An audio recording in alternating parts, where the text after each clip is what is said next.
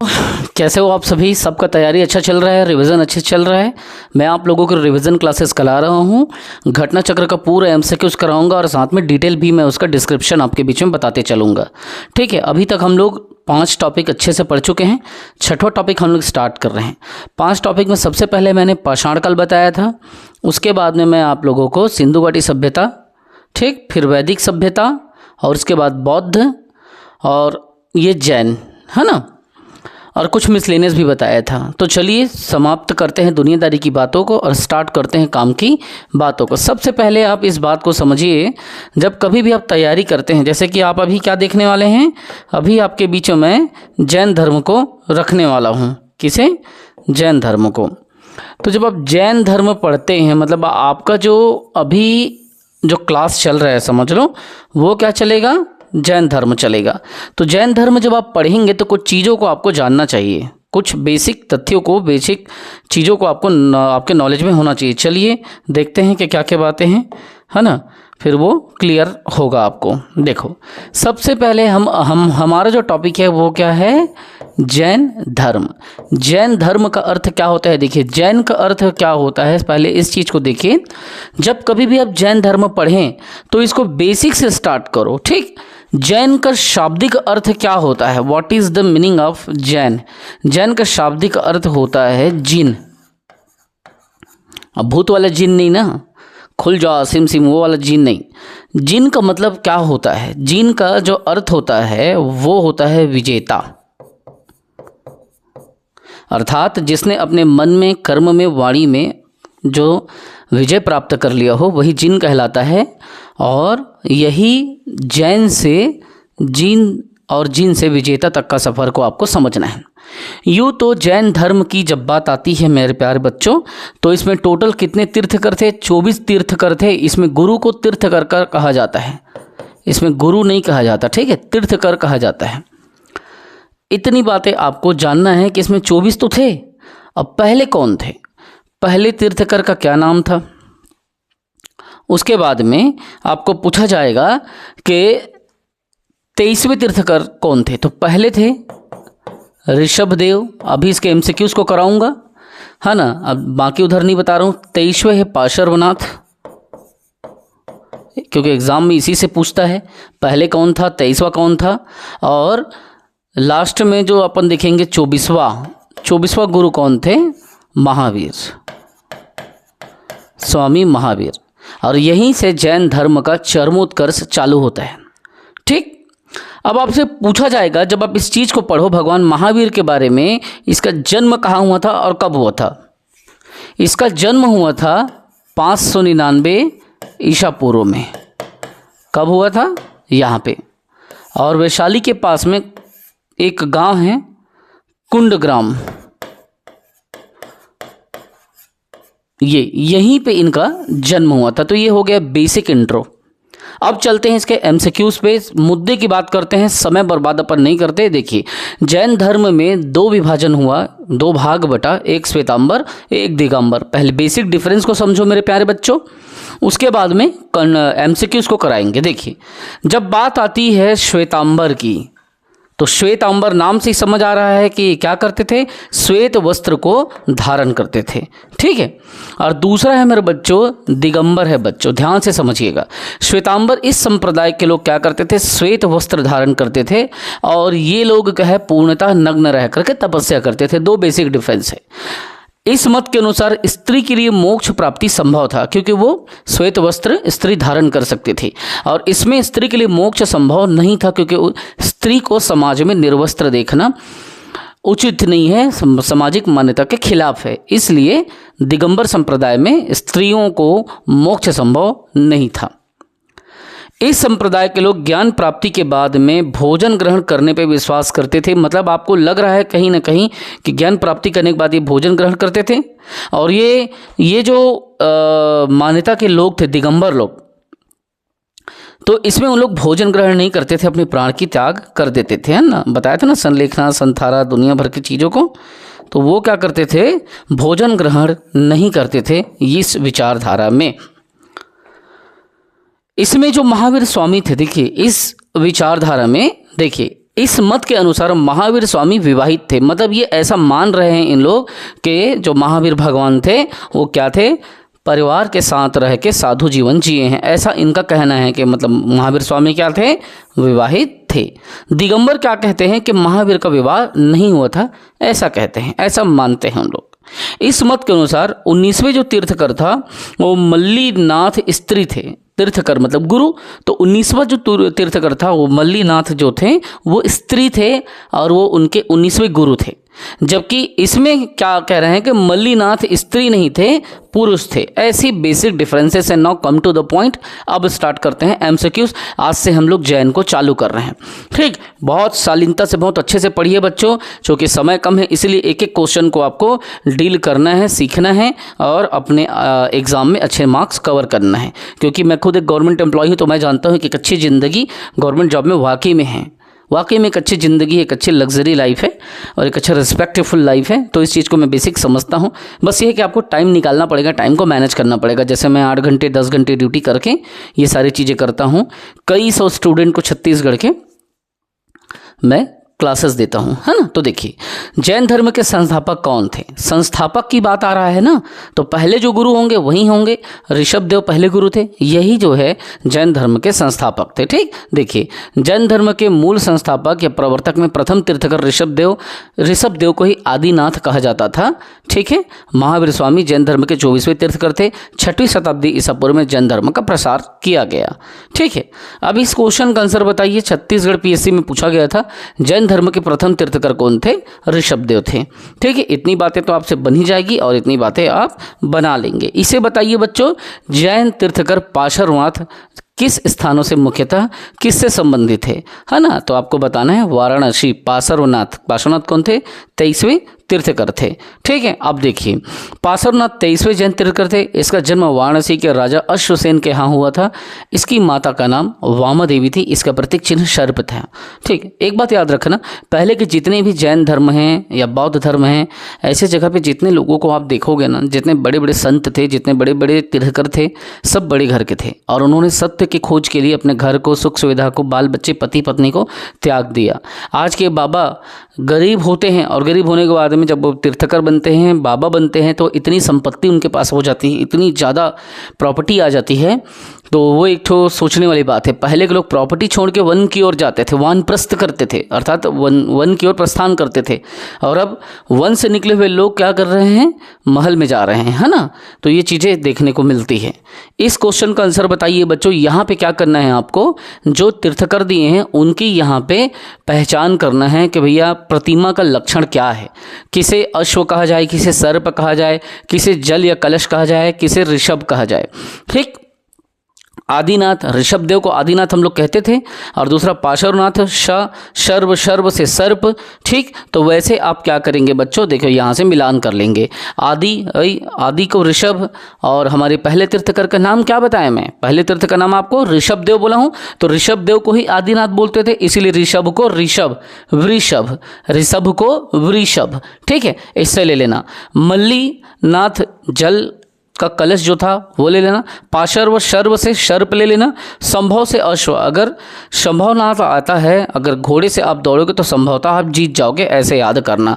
तो इस हिसाब से इसका आंसर ए हो जाएगा, है ना। 1 का 4, देखो यहाँ पे देखो ए हो जाएगा, आदिनाथ है, आदिनाथ। तो 1 सेकंड, ये आदिनाथ का वृषभ हो जाएगा। ठीक है, तो यहाँ पे आप मिलान कर लेना, ए का देख लेना, ऐसा करके मिलान करना। कई बार ऑप्शन भी गलत रहते हैं, लेकिन मैं यहाँ पे सही बता दिया हूँ। ठीक है, अब इसमें यहाँ पे देखिए सेम वही चीज़ को मिलान कीजिए।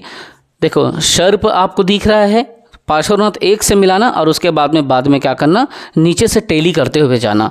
1 से करोगे तो बाकी चीज़ें भी आपको देखने को मिल जाएगी। जैसे देखिए, ये शर्व से सर्प, पार्श्व, आदिनाथ मतलब ऋषभ उसका नाम था, महावीर का सिंह प्रतीक चिन्ह था, और शांतिनाथ का हिरण था। हिरण शांत रहते हैं ना, इसलिए शांतिनाथ हिरण। ठीक है, महावीर, और जो वीर होते हैं शेर की तरह दहाड़ते हैं, सिंह की तरह, तो महावीर, ऐसा करके याद रख लेना। सिंह की तरह दहाड़ करने वाला आदिनाथ मतलब ऋषभ। ठीक है, ऋषभ देव, पार्श्वनाथ, सर्व से सर्प, ऐसा करके आप याद रखना।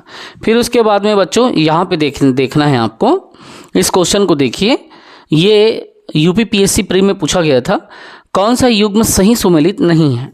ऋषभनाथ को जिस जगह पे निर्वाण प्राप्त हुआ, निर्वाण मतलब मृत्यु होती है, ठीक है, तो ऋषभनाथ को अष्टापद, ठीक, नेमिनाथ को उज्जैंत, महावीर को पावापुरी, और देखो यहाँ पे है वासुपूज्य, ये संवेद शिखर लिखा है, तो ये 12वें गुरु थे। इसके बारे में देखिए वासुपूज्य के बारे में, वासुपूज्य जैन धर्म के 12वें गुरु थे, यह तीर्थकर थे। इनको निर्वाण, यहाँ पे निर्वाण मतलब मृत्यु कहाँ पे हुआ? इनको चंपापुरी में हुआ। शेष सभी युग्म सुमेलित है, ठीक है। तो यहाँ पे क्या लिखा है? वासुपूज्य का संवेद शिखर लिखा है, वो गलत है, इनका हो जाएगा चंपापुरी, ठीक है बच्चों। चूंकि समय कम, इसलिए फटाफट हमको करना है और ज़्यादा दिमाग नहीं लगाना है। अब देखिए यहाँ पे स्थल है, यहाँ पे उनसे संबंधित तीर्थकर है, ठीक। श्रावस्ती का संबंध किससे है?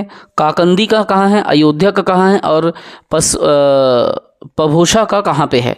तो यहाँ पे वैसे स्थिति में, ऐसे तो यूनिक टाइप के क्वेश्चन है, उसको यहाँ पे आप देख लेना। देखो क्या ये स्थल है, ये उनसे संबंधित है। श्रावस्ती का संभवनाथ, काकंदी का आप पुष्पदंत बोलो या सुविधिनाथ बोलो, अयोध्या का ऋषभनाथ का संबंध अयोध्या से, पभूषा का यहाँ पे पद्म प्रभु, ऐसा करके आप मिला लेना बच्चों, ठीक। इसको भी देखिए बच्चों, इसको मिलान करें।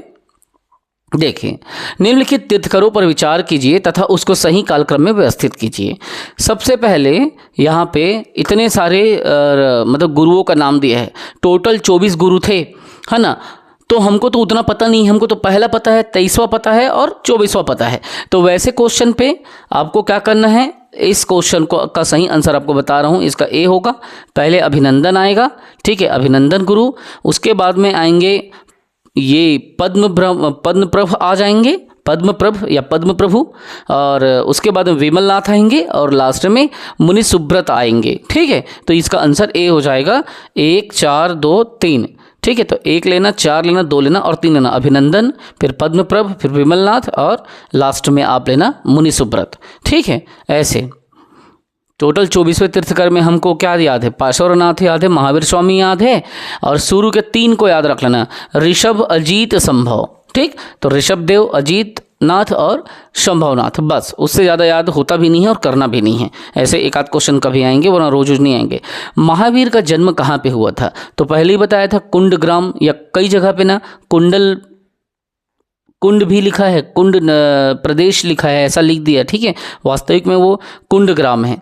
अब कुंडल वन बोलेगा बौद्ध धर्म वाला, उस समय पे जो अपन देखे थे ना, संगति हुआ था ना, रावय पाकू बताया था, राजगिरी, वैशाली, पाटलिपुत्र, कुंडलवन, तो वो कश्मीर का कुंडलवन है।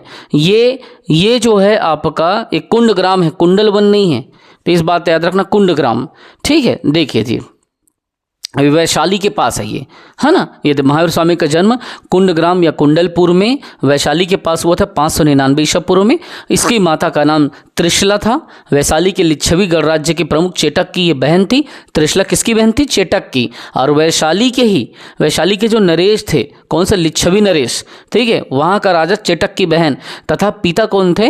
पिता सिद्धार्थ, जो कि ज्ञातिक क्षत्रियों के संघ के प्रधान थे। देख लो कितने बड़े घर के थे उन लोग, है ना। और उनके बड़े भाई नंदीवर्धन थे, जो प्राचीन संस्करण की एनसीईआरटी पुस्तकों में महावीर स्वामी का जन्म 540 उदित है। इस आधार पर अनेक प्रकाशकों ने भी यही जन्मतिथि माना है कई जगह पे, है ना। तो देख लेना भाई, अगर एनसीईआरटी के हिसाब से देखना है तो 540 लेते हैं कई जगह, लेकिन वास्तविक में उनका 599 है, ठीक है। ये दोनों बातें आपके बीच में हमने रख दिया। अगला क्वेश्चन आपको बताना है बच्चों यहाँ पे पढ़ के, है ना। ये सिर्फ आपका रिवीजन क्लास है, डरना कुछ नहीं है और घबराना कुछ नहीं है। ये दे सही जन्म 599 ईसा पूर्व है, ये चीज याद रखना, ठीक। कुंडलवन, देखो कुंडग्राम लिखा था, कुंडपुर लिखा था, कुंडलपुर अब यहाँ पे आ गया। ये जन्म स्थान है, किसका जन्म स्थान है बताइए? महावीर स्वामी का, है ना। इसको बताइए बच्चों, जैन धर्म के प्रवर्तक महावीर जी का मोक्ष स्थान कहाँ पे स्थित है? तो इसका कहाँ पे मोक्ष मिला वो बताइए। तो इसका आंसर हो जाएगा इसका पावापुरी, 527 ईस्वी में इनको मोक्ष मिला, ठीक है। देखिए, जैन धर्म के प्रवर्तक महावीर स्वामी का मोक्ष स्थान मतलब निर्वाण पावापुरी में में स्थित है। निर्वाण प्राप्ति को ही मोक्ष का प्राप्ति कह लेना, सत्य का ज्ञान हो जाना कहते हैं। और बिहार शरीफ से लगभग 8 किलोमीटर दक्षिण पूर्व में स्थित पावापुरी जैनियों का एक प्रमुख तीर्थ स्थल है। पावापुरी बिहार के नालंदा से लगभग 25 किलोमीटर दूर स्थित है। भगवान महावीर ने 527 पूर्व में या 72 वर्ष की आयु में बिहार के पावापुरी में कार्तिक कृष्ण अमावस्या को निर्वाण या मोक्ष प्राप्त किया। जैसे ही व्यक्ति का अंत हो जाता है, शरीर का अंत हो जाता है, तो जैन धर्म में क्या हो जाता है, निर्वाण की प्राप्ति हो जाती है। ठीक, क्लियर है। बौद्ध धर्म में निर्वाण अगर बोले तो जिस दिन गौतम बुद्ध को ज्ञान की प्राप्ति हुई थी उस दिन उनको निर्वाण हुआ था, लेकिन उनकी मृत्यु को महापरिनिर्वाण कहते हैं। ठीक है, इस बात को याद रखना बच्चों। इसको बताइए, महावीर जैन की मृत्यु निम्नलिखित में से किस नगर में हुई थी? भगवान जैन की पावापुरी में हुई थी, ठीक, बिहार में। और तीर्थकर शब्द किससे संबंधित है? तीर्थकर शब्द से है, हिंदू से है, बौद्ध से है, ईसाई से है, जैन से है। तो मैंने बताया कि इसमें तीर्थकर जैनों को कहा जाता है। ठीक है, आगे इसको आंसर करो बच्चों। जैन तीर्थकरों के क्रम में अंतिम कौन था? सबसे अंतिम में महावीर था। ठीक है, और सबसे पहले में ऋषभदेव। इसको बताइए बच्चों, निम्नलिखित में से कौन एक जैन तीर्थकर नहीं था? ठीक है, चंद्रप्रभु, नाथमुनि, नेमी या संभव। तो वैसे स्थिति में इसका आंसर नाथमुनि हो जाएगा। चंद्रप्रभु, नेमी और संभव था, नाथमुनि नहीं था।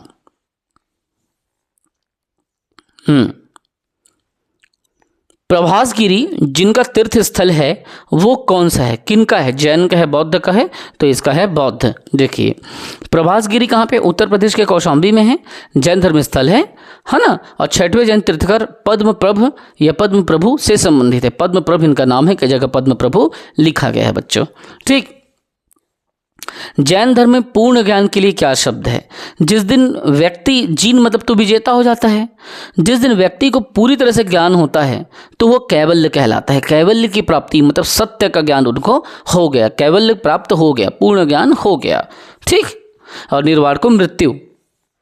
इसको बताइए, देखो ये जैन धर्म में पूर्ण ज्ञान के लिए कैवल शब्द का प्रयोग किया है। महावीर स्वामी को 12 वर्ष की कठोर तपस्या किए, साधना किए, तब जाके जिम्भ्रिक ग्राम के पास में ऋजुपालिका नदी के तट पर एक साल वृक्ष के नीचे कैवल मतलब ज्ञान प्राप्त हुआ था, है ना। फलतः वे केल्विन कहलाए। जब ज्ञान मिला तब वो केवलिन कहलाए। ये कौन से वृक्ष में? साल वृक्ष के नीचे में। और महात्मा बुद्ध को, भगवान बुद्ध को कहाँ पे ज्ञान प्राप्त हुआ बच्चों? तो भगवान बुद्ध को पीपल के वृक्ष में के नीचे ज्ञान की प्राप्ति हुई। और इनको साल के वृक्ष पे, जैन को, किसको? महावीर जैन को साल वृक्ष के नीचे ज्ञान की प्राप्ति हुई, उनको पीपल वृक्ष। ठीक, जब उनको ज्ञान प्राप्ति हुई तो वो निर्वाण प्राप्त किए, इनको जब ज्ञान प्राप्ति हुई तो वे केवलिन कहलाए। ठीक, इसको बताइए बच्चों, महावीर स्वामी को किस नदी के तट पर ज्ञान की प्राप्ति हुई? ठीक है, तो यही चीज़ों को आपको देखना है। मैं आपको बताया था ऋजुपालिका, फल्गु नदी के बारे में बताया था ना, और ऋजुपालिका के बारे में देखिए, त्रिरत्न सिद्धांत, सम्यक धारण, सम्यक चरित्र, सम्यक ज्ञान। देखिए ये किससे संबंधित है? त्रिरत्न। ठीक है, लेकिन यहाँ पे ये पहले से क्लियर कर रहा है, सम्यक धारण, सम्यक चरित्र और सम्यक ज्ञान। त्रिरत्न तो बौद्ध में भी है, त्रिरत्न तो जैन भी है ना। लेकिन बुद्ध, धम्म और संघ वो किस में है? बौद्ध धर्म में है। लेकिन जैन में वो खुल के पूछ रहा है सम्यक धारणा, सम्यक चरित्र, सम्यक ज्ञान। पीएससी ने भी पूछा था, लेकिन वो क्या किया था? त्रिरत्न पूछ के जैन को भी शामिल कर दिया ऑप्शन में और बौद्ध को कर दिया, तो बाद में विलोपित करना पड़ा। लेकिन यहाँ पे खुल के बढ़ रहा है सम्यक धारणा, सम्यक चरित्र, सम्यक ज्ञान। तो इससे पता चल रहा है कि ये किसकी बात कर रहा है, कौन से धर्म की बात कर रहा है। तो ये आंसर में आपको समझ में आ रहा है कि जैन धर्म में ये तीनों है। जैन धर्म में मोक्ष के लिए 3 अवधारणाएं दिया गया है। सम्यक धारणा या सम्यक दर्शन बोलो, जैसी धारणा वैसे दर्शन। सम्यक चरित्र मतलब आपका कैरेक्टर। सम्यक ज्ञान मतलब आपकी बुद्धि। ये त्रिरत्न है। इन तीनों को जैन धर्म में त्रिरत्न कहा गया। लेकिन बौद्ध धर्म में जो त्रिरत्न है, बुद्ध, धम्म और संघ, वो बौद्ध धर्म का है। ठीक है, तो अगर खाली त्रिरत्न बोल के जैन और बौद्ध दोनों डाल देता तो प्रश्न फंस जाता। इसीलिए वो क्या किया? आपके दर्शन को या धारणा को, चरित्र को, सम्यक ज्ञान को शामिल कर दिया। ठीक है, इस क्वेश्चन को देखिए। त्रिरत्न जैसे सटीक ज्ञान, सच्ची आस्था, है ना, और सटीक क्रिया निम्न से किससे संबंधित है? उसी बारे में, क्योंकि हमको कम से कम ये तो पता है ना कि आपके सामने सम्यक ज्ञान, सम्यक मतलब सटीक ज्ञान के बारे में बात कर रहा है। ठीक है, चरित्र के बारे में बात कर रहा है। ठीक है, ये सब चीज़ें किससे कम से कम एक ठो से आप पकड़ सकते हो कि 3 रत्न, सटीक ज्ञान, सच्ची आस्था और क्रिया, जो आप कहना चाहिए कि व्यवहार करते हो, किससे संबंधित है, तो आपको पता चल रहा है जैन धर्म से। ठीक है, एक देखिए इस क्वेश्चन पे कौन सा दर्शन त्रिरत्न को मानता है। ये पीएससी का हर बार विवादित क्वेश्चन, सेम इसी के बारे में तुमको मैं बता रहा था कि भैया त्रिरत्न तो बौद्ध भी मानता है, जैन भी मानता है, और बौद्ध भी दे दिया है यहाँ पे, जैन भी दे दिया है। अरे भाई त्रिरत्न लिख दोगे, कौन सा दर्शन त्रिरत्न मानता है, तो दोनों मानते हैं। कम से कम तुम बुद्ध धम्म और संघ लिख देते तो हम बौद्ध ले लेते। बाद में इसको देखो स्टार बना करके विलोपित करना पड़ गया था, है ना। ये इस प्रश्न को मूल्यांकन से बाहर कर दिया, विलोपित हो गया था। अब बताइए अणुव्रत सिद्धांत का प्रतिपादन किया था, किसने किया था अणुव्रत सिद्धांत का, तो इसमें आंसर आएगा जैन धर्म। ठीक है, अणुव्रत क्या होता है, जो अहिंसा, सत्य, ब्रह्मचर्य, अस्तेय और अपरिग्रह, इसी को ही, ठीक है, पंच महाव्रत को अणुव्रत कहते हैं। ठीक है, ये पंच महाव्रत मतलब एक व्यक्ति जब जैन धर्म का क्या होता है, जैन धर्म का फॉलोअर होता है, तो जैन धर्म के सच्चे मानने वाले लोग क्या करते हैं, इन चीज़ों को ध्यान में रखते हैं। पहला तो अहिंसा, हिंसा नहीं करते जैन लोग। कभी देखे हो खेती करते गाय को मारते या गाय का दूध दूते देखे हो, नहीं देखे हो ना। या किसी का मर्डर करते हुए जैन लोगों को देखे हो, नहीं देखे हो। उन लोग अपना दिन भर बैठे रहते हैं और अपना धंधा पानी में लगे रहते हैं। नौकरी भी उन लोग नहीं करते, करते हैं तो टॉप लेवल की नौकरी करते हैं, छोटे नौकरी नहीं करते। मारवाड़ी लोगों को देखे हो ना, देखे हो कि नहीं देखे हो, देखे होंगे आप लोग।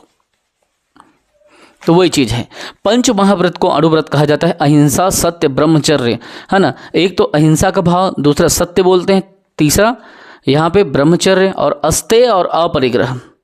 ठीक, अब देखिए ये इतनी बातें हमने कह दी है आप लोगों को, तो यही क्या होता है, इसी चीज का आपको पालन करना है ना। तो इसी चीज को आप देखना है। अब देखिए पूर्णतः पालन की बात जब आती है ना, तो आदमी, गृहस्थ आदमी कैसे पूर्णतः पालन करेगा, है ना। चोरी नहीं करना, ठीक, सत्य बोलना, है ना, चोरी नहीं करना है आपको, अपरिग्रह, ज़्यादा धन संचय नहीं करना है, तो ये चीज़ें है। देखिए अब जैन धर्म में गृहस्थों के लिए पंच महाव्रत अणुव्रत के स्थान पर रखा गया है। क्या बोल रहा है, इस लाइन को पढ़ो, क्यों इस पर मैं जोर दे रहा हूँ। जैन धर्म में जो गृहस्थ हैं, गृहस्थों के लिए पंच महाव्रत अणुव्रत के रूप में रखा गया है। पंच महाव्रत किसके लिए, गृहस्थ। जैसे एक शादीशुदा आदमी जैन धर्म को मान के गृहस्थ जीवन जी रहा है, तो क्या वो शामिल हो सकता है कि नहीं हो सकता है जैन धर्म में। इसीलिए क्या कहा है, गृहस्थों के लिए पंच महाव्रत, ये चीज, ठीक, क्योंकि संसार में रहते हुए इन महाव्रतों को पूर्णतः पालन कर पाना संभव नहीं है, इसलिए आंशिक रूप से इन अणुव्रत के पालन हेतु इसे किया गया है। ठीक है, तो जो हल्का फुल्का पालन कर रहा है, तो वो हल्का फुल्का करके अपना सांसारिक जीवन जी सकता है ना। तो बस इसी चीज़ को याद रखना, पांच महाव्रत में अणुव्रत अणु डाल देना। जैसे देखो यदि यहाँ पे डाला है ना, अहिंसा अणुव्रत, सत्य अणुव्रत, तो बस यहाँ पे अणुव्रत अगर बोले तो इस लास्ट में अणुव्रत लगा देना, और यही पंच महाव्रत है। तो गृहस्थ जीवन के लिए पंच महाव्रत बहुत ज़्यादा मुश्किल है, इसीलिए जो गृहस्थ जीवन में रह के करना चाहता है वो अणुव्रत का पालन करता है। ठीक है, बस इतना मतलब इसमें जोर देने का कारण यही था बच्चों कि आप लोगों से छूटे मत आ जाए। तो स्यादवाद सिद्धांत क्या है, स्यादवाद मतलब बीच का रास्ता। जैसे मैं गृहस्थ जीवन में हूँ और जैन धर्म मान रहा हूँ, तो उसी चीज़ को देखो, स्यादवत क्या सिद्धांत है, सप्तभंगी भी, सप्तभंगी न कह सकते हो या बीच का मार्ग शॉर्टकट में कह सकते हैं। तो ये क्या चीज़ है, किससे संबंधित है, तो ये जैन धर्म से संबंधित है। देखिए है स्वामी जैन धर्म जो है 24वें तीर्थ थे, इन्होंने वेदों की अपौरुषेयता को स्वीकार करने से इनकार कर दिया और धार्मिक सामाजिक रूढ़ियों एवं पाखंडों का विरोध किया। इन्होंने आत्मवादियों तथा नास्तिकों के एकांकित मतों को छोड़कर बीच का रास्ता बनाया, है ना, जिसे अनेकांतवाद अथवा स्यादवाद कहा गया। ये बोला बीच का मध्य मार्ग निकालता हूं मैं। ठीक, तो स्यादवाद को सप्तभंगी नय के नाम से जाना जाता है। यह ज्ञान की सापेक्षता का सिद्धांत है ना। न तो एकदम ज़्यादा आत्मवादी बनना है, न तो एकदम ज़्यादा नास्तिक बनना है, बीच का मार्ग, इसी को कहते हैं मध्यम मार्ग। ठीक है, आगे पढ़ोगे आप, मध्य मार्ग प्रतिपदा, वही चीज। स्यादवाद किससे संबंधित है, तो जैन से संबंधित है। इसको बताइए बच्चों, यहाँ पे ऑप्शन दिए गए हैं, कौन से सिद्धांत जैन धर्म से संबंधित है। एक अनेकांतवाद, दूसरा स्यादवाद, ये दोनों ठीक जैन से संबंधित है। तो दोनों 1 और 4 वाला ऑप्शन आप देखिए तो ए में है, 1 और 4, है ना। देखिए यहाँ पे थोड़ा इसका डिटेल दिया गया है, अनेकांतवाद और स्यादवाद जैन धर्म से संबंधित है। ठीक। महावीर ने आत्मवादी और नास्तिकों के एकांकित मतों को छोड़कर बीच का क्या किया था, महावीर ने रास्ता निकाला। इसीलिए बौद्ध दर्शन के बाद बौद्ध दर्शन चूंकि क्या हुआ, बौद्ध धर्म में ब्राह्मणवाद हावी होने लगा। बहुत सारे जो उस समय के विद्वान थे उन्होंने यह घोषणा कर दिया कि भगवान बुद्ध विष्णु के अवतार हैं। तो लोग बौद्ध धर्म को छोड़ करके या उस पे कम ध्यान देके वो क्या कि भागवत धर्म पे ध्यान देना चालू कर दिए। तो ठीक उसी समय बौद्ध धर्म का पतन थोड़ा थोड़ा होने लगा। तो प्रबल हुआ कौन सा, जैन धर्म। जैन धर्म में बोला कि एकदम कठिन व्रत नहीं करोगे तो भी चलेगा, बीच का मार्ग मैं आपके लिए निकालता हूँ। आप पंच अणु व्रत करो, पंच महाव्रत नहीं कर सकते, पंच अणु व्रत करो, ठीक है। अणु मतलब छोटा व्रत, ठीक, इस चीज़ को। तो इसी चीज़ ये है, स्यादवाद को सप्तभंगी नय भी कहा जाता है, यह ज्ञान की सापेक्षता का सिद्धांत है। शून्यवाद तो बौद्ध धर्म का संप्रदाय है। शून्यवाद क्या है, बौद्ध धर्म का एक संप्रदाय जिसके प्रवर्तक कौन है, नागार्जुन। जबकि सर्वस्तिवाद बौद्ध दर्शन का एक संप्रदाय है। बौद्ध धर्म दोनों बौद्ध से संबंधित है, जिसका मानना है कि तीनों काल में संसार की सभी वस्तुओं का अस्तित्व है। ये सर्व अस्तिवाद मतलब तीनों काल में बोल रहा है। इसे वैभाषिक भी कहते हैं। तो ये दोनों जो बौद्ध के अंतर्गत आ गए। तो बचा कौन कौन सा, देखो ये देखो, अनेकांतवाद बचा और स्यादवाद बचा, ठीक। शून्यवाद और सर्वस्तिवाद ये दोनों ऑप्शन यहाँ पे नहीं बैठ रहा है। तो इसी चीज़ों को आपको ध्यान में रखना है ना बच्चों। पानी उनी पी लो भाई। चलिए देखिए, अब ये क्वेश्चन 25 क्वेश्चन अभी तक हमने कर लिया, ठीक है। आज पूरा जैन धर्म को खत्म करेंगे, जैन धर्म के एमसीक्यूज को।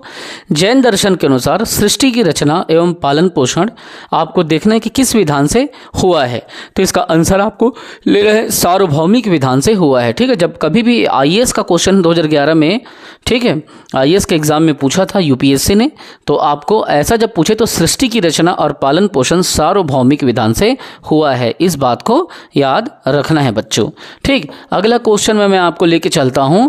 देखिए, जैन दर्शन के अनुसार समस्त जो जीव है, जीव तथा अजीव नामक दो नित्य एवं स्वतंत्र तत्वों से मिलकर के बना हुआ है विश्व।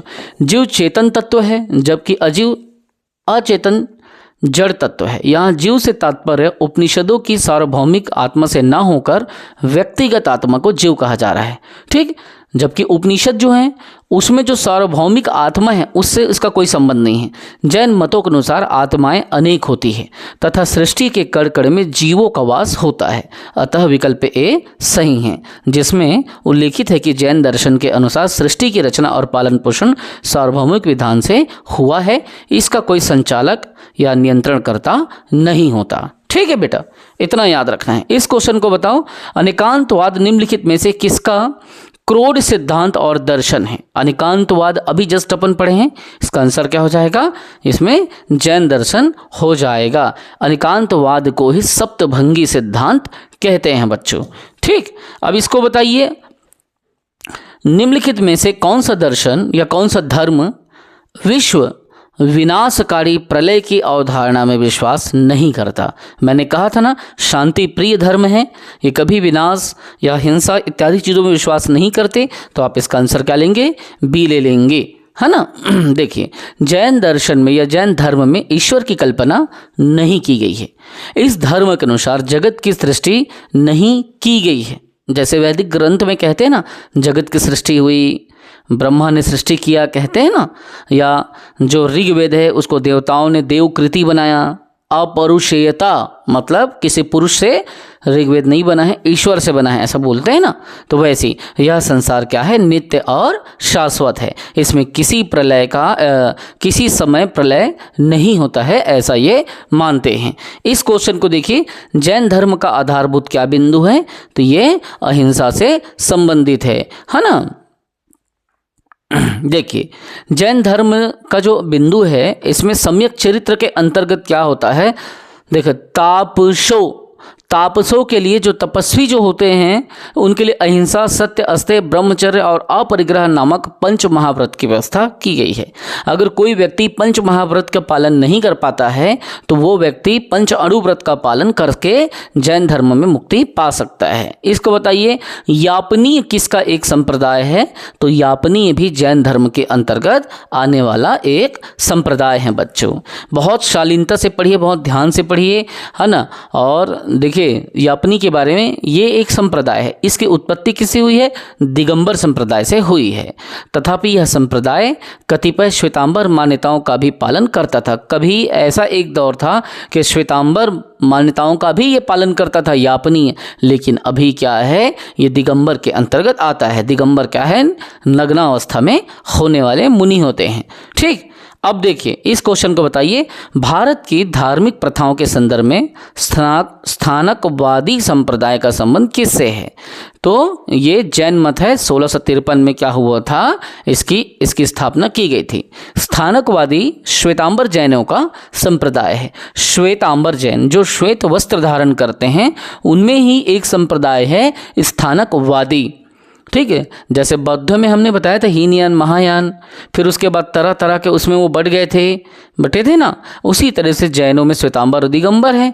तो श्वेतांबर के अंतर्गत भी ये क्या, यहाँ पे देखो श्वेतांबर में स्थानकवादी है ना। जबकि यहाँ पे हमने क्या देखा, यापनी देखा। यापनी दिगंबर के अंतर्गत आता है, देखा ना, दिगंबर जो नग्नावस्था में होते हैं। उसी तरीके से यहाँ पे देखिए बच्चों, स्थानकवादी श्वेतांबर जैनों का एक संप्रदाय है बेटा, जिसकी स्थापना 1653 में हुई थी। यह संप्रदाय अपने पूर्ववर्ती सुधारवादी संप्रदाय लोंका, जिसकी स्थापना लोंकाशा ने की, जिससे लोंकाशा ने स्थापना किया, इसीलिए उस संप्रदाय का नाम लोंका पड़ा। उसी ने ही इसका क्या किया था, स्थापना किया था। उसी से ये उत्पन्न हुआ है। इस संप्रदाय के लोग मूर्तियों की पूजा नहीं करते। कौन? स्थानकवादी लोग। याद रखेंगे आप बच्चों। चलिए इसको देखिए, निम्नलिखित में से कौन सबसे पूर्वकालिक जैन ग्रंथ कहलाता है? सबसे पहले पूर्व 12 अंग या 12 उपांग, इसी को एक बार सीजीपीएससी ने घुमा के पूछा था, है ना, जैन धर्म में कितने अंग है, उपांग है करके। तो निम्नलिखित में से कौन सबसे पूर्णकालिक जैन ग्रंथ होगा? तो 14 पूर्व जो है ये क्या था बच्चों? 14 पूर्व प्राचीन जैन ग्रंथ है ना। तो सबसे पूर्वकालिक बोले या सबसे प्राचीन बोले तो 14 पूर्व लेना है ना। बस इसमें ज़्यादा आपको नहीं जाना है। इसको बताइए बच्चों, प्रारंभिक जैन साहित्य निम्नलिखित में से किस भाषा में लिखे गए थे? तो प्रारंभ में क्या हुआ था, जब इसको लिखा गया था तो यहाँ पे देखिए क्या लिखा है, अर्धमागधी, पाली और प्राकृत। ठीक, तो पहला चीज आपको ये देखना है, फर्स्ट चीज देखिए इसका आंसर क्या बोल रहा है, प्रारंभ के जैन साहित्य। शुरुआत में जब जैन धर्म के जो साहित्य लिखे गए थे, जैन धर्म के जो ग्रंथ लिखे गए थे, बहुत सारे आपको देखने को मिलेगा जैन ग्रंथ। ठीक है, तो वो क्या था, वो स्टार्टिंग में अर्धमागधी में लिखा गया था। ठीक, लेकिन बाद में इसने प्राकृत भाषा को अपनाया था। देखिए ये दोनों बातों को समझ लीजिए। जैसे बौद्ध धर्म ने पाली अपनाया था, पाली भाषा का, वैसे शुरुआत में अर्धमागधी ये पॉइंट नंबर 1 हो गया। लेकिन बाद में इसने क्या किया, प्राकृत भाषा को अपनाया था। तो प्राकृत भाषा ये हो जाएगा, ये पॉइंट नंबर 2। पहले अर्धमागधी पहले किया, बाद में प्राकृत भाषा, क्योंकि उस समय पे प्राकृत भाषा और पाली भाषा जन समुदाय की भाषा थी। तो प्रारंभ में अर्धमागधी भाषा का, जिसमें खड़ी बोली का प्रभाव था, क्षेत्रीय प्राथमिकता देखने को मिल रहा था, लेकिन ये पूरे हर जगह पे वो प्रचलित नहीं हो पाया, तो प्राकृत भाषा का प्रयोग किया गया था। ठीक, बस इतना ही आप जान लीजिए बाद में। ठीक है, इस क्वेश्चन का आंसर बताइए। बस एमसीक्यूज में शालीनता से बैठे रहिए, शालीनता से सुनते रहिए। इसके और वीडियोस मैं आपको कंटिन्यू रेगुलर करके दूंगा, तो डरना नहीं है, बस मेहनत करते रहना है ना। आप लोग बोलते हो सर 30 मिनट हो गया, 35 मिनट हो गया, तो डर जाते हो। ऐसा नहीं करना है बच्चों।